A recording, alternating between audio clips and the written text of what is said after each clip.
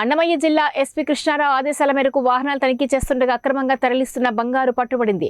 తిరుపతి కడప రోడ్డులో రాజంపేట పట్టణ శివార్లోని town Y junction వద్ద Rajampet urban police station circle inspector K Maddaiah Achari తన సిబ్బందితో పట్టణంలోకి వచ్చే వాహనాలు తనిఖీ చేస్తుండగా తిరుపతి వైపు నుండి ఒక బ్రీజా కారు ముందు వైపు నెంబర్ ప్లేట్ లేకుండా రావడం చూసి అనుమానంతో ఆ కారును ఆపి డ్రైవర్ అతని పక్కన కూర్చున్న వ్యక్తిని విచారించారు.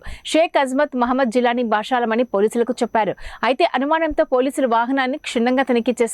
డ్రైవర్ సీటు కింద ఒక స్పాంజ్ దిండు లాంటిది బరువుగా ఉండడంతో దానిని ఓపెన్ చేసి చూడగా 3 కవర్లలో బంగారు బిస్కెట్లు బయటపడ్డాయి.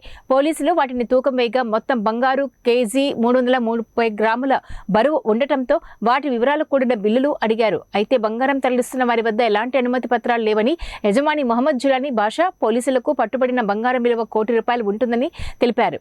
ఇంత బంగారంపై ట్యాక్స్ ఎగవేత ఉన్నందువలన రాయచోటి అసిస్టెంట్ కమిషనర్ వారికి తదుపరి చర్య నిమిత్తం రిపోర్టు పంపి ఆ ఇద్దరిని అదుపులోకి తీసుకున్నామని కారును పోలీస్ స్టేషన్కు తరలించినట్లు సిఐ మద్దయ్య ఆచారి తెలిపారు.